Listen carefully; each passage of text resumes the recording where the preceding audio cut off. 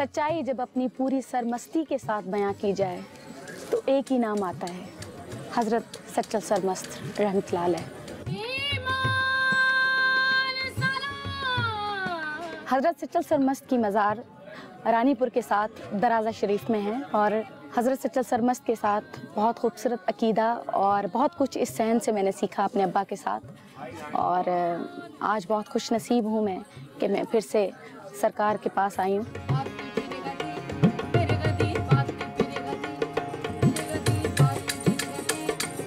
ग्यारह सौ 52 हिजरी मुताबिक 1739 ईस्वी में हज़रत सच्चल सरमस्त की विलादत हुई। आपका पैदाइशी नाम हज़रत अब्दुल वहाब था और आपका शिजरा नस्ब हज़रत उमर फ़ारूक रज़ी अल्लाह ताला अन्हु से जा मिलता है, इसलिए आपका ख़ानदान फ़ारूकी कहलाता है। जब इस सूफ़ी कलाम में फ़र्स्ट टाइम मैंने अपना कदम रखा, दो ऐसी दरगाहें थी जो मेरे अब्बा मुझे लेकर आए, एक हज़रत शाबलती भेटा रहमतुल्लाह अलैह और एक हज़रत सच्चल सरमस्त, जिस पर 30 दिन की ड्यूटी मैंने हज़रत शाबलती भेटा रहमतुल्लाह अलैह पे दी और 30 दिन यहाँ पर मुसलसल अपने अब्बा के साथ कलाम पढ़ती रही, जिसकी वजह है आज आप हर जगह पर हज़रत सच्चल सरमस्त का कलाम सुने, क्योंकि इनका कलाम मेरे बहुत करीब है।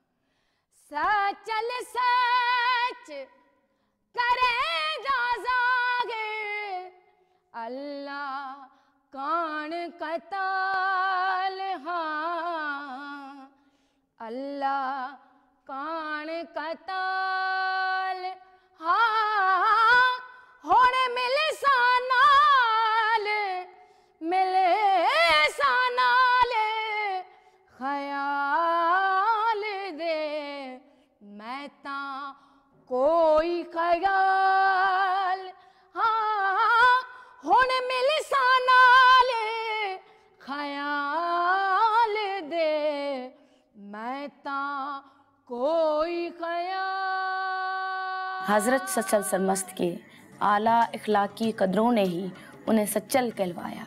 रवायत है कि आप बचपन में ही बहुत कम बोलते, जो बोलते थे वो सच होता था, इसलिए बचपन में से ही आपका नाम सच्चू या सच्चल पड़ गया। हज़रत सच्चल सरमस्त ने तमाम उम्र मोहब्बतों को आम किया। आपके नज़दीक मखलूक खुदा की दिल आज़ारी गुनाह कबीरा थी। आपने अपने कलाम में हमेशा इंसान दोस्ती, भाईचारी और बराबरी का दर्स दिया। आपके कलाम में आफाकी पैगाम मौजूद है और वो पैगाम है, इंसान चाहे किसी नस्ल का हो, किसी रंग का हो, किसी मज़हब का हो, कोई भी ज़ुबान बोलता हो, उससे प्यार करो क्योंकि हम सब का मालिक एक है। आप फरमाते हैं कि जिस दिल में महबूब हकीकी हो, उस दिल में नफ़रत, लालच, हसद भला क्यों रह सकती।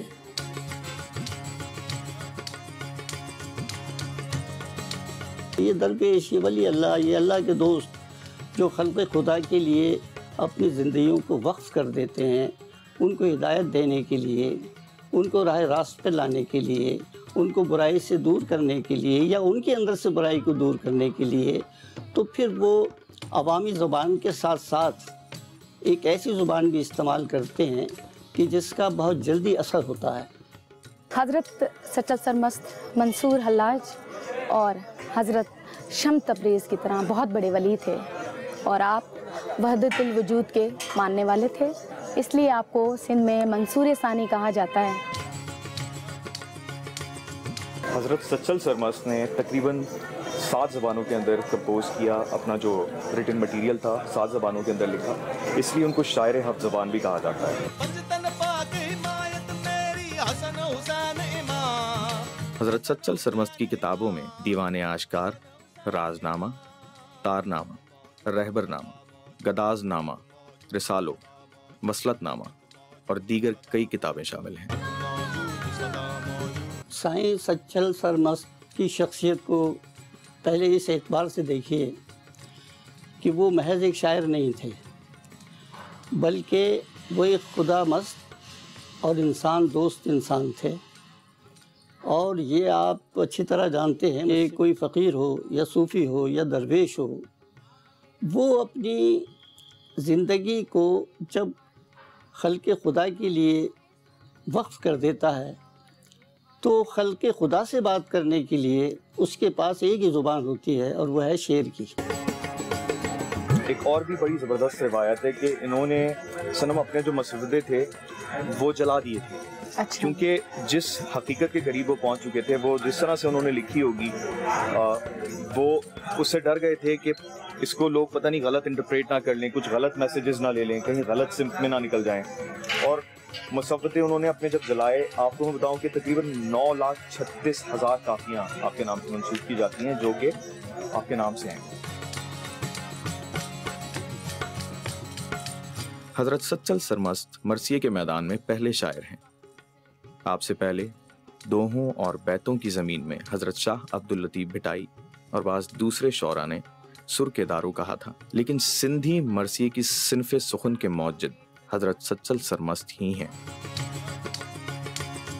शाह अब्दुल लतीफ़ भिटाई और सरमस्त में आपस में क्या रिश्ता था? तो पहला रिश्ता तो यही है कि दोनों खुदा दोस्त हैं। दूसरा रिश्ता ये है कि दोनों फ़कीर हैं, तो लिहाजा दोनों ही सूफ़ी, शाह अब्दुल लतीफ़ भिटाई और सच्चल सरमस्त दोनों ही सफ़र के हम सफ़र हैं। पूरी खुशमंदी के साथ उन्होंने खल्क़े खुदा को मुखातिब किया है और अपने मन की बात, और मन की क्या बात हो सकती है, यही कि अल्लाह को पहचानो, अपने रब को जानो, एक दूसरे से मोहब्बत करो, एक दूसरे से नफ़रत न करो, आप धन दौलत को अपना ग़ुलाम समझें, इनके ग़ुलाम ना हो जाएं। ये हमारे साईं सच्चल मस्त का मसलक था। और जहाँ तक मज़हब की बात है तो मैं ये नहीं कहता कि सच्चल साईं ये कहते हैं कि नहीं कोई मज़हब नहीं है, बल्कि वो ये कहते हैं कि मज़हब है, उसका वजूद है, लेकिन उस मज़हब के हवाले से आप इंसान की इस्लाह करें, ना कि उनसे नफ़रत करें, ना कि उन्हें गैर जानें, ना कि उन्हें पराया समझें। जब हम आ रहे थे तो बहुत सारे हिंदू अंदर आ रहे थे। हिंदुओं का अकीदत तो एहतराम इतना है कि कुछ कब्रें बनी हुई हैं यहाँ पीछे, और ये वो हिंदुओं की कब्रें हैं जिन्होंने कहा कि हमें जलाया ना जाए, हमें दफना दिया जाए हजरत की बारगाह में। ये अकीदत का ये लेवल है।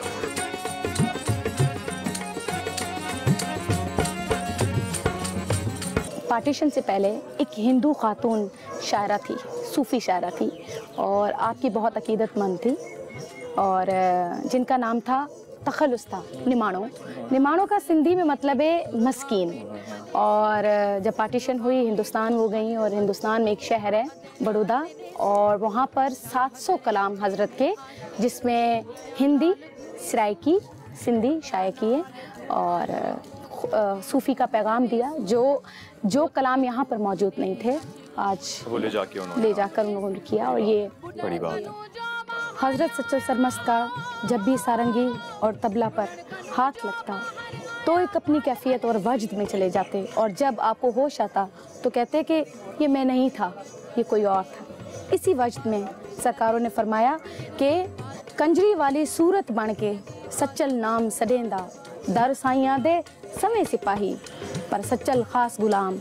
ये उनकी शायरी उस वजद में होती थी, और जो सामने उनके मुरीदान बैठे होते थे वो साथ साथ लिख लेते थे, और फिर फरमाते कि ये मैं नहीं कह सकता, ये मैंने नहीं लिखा।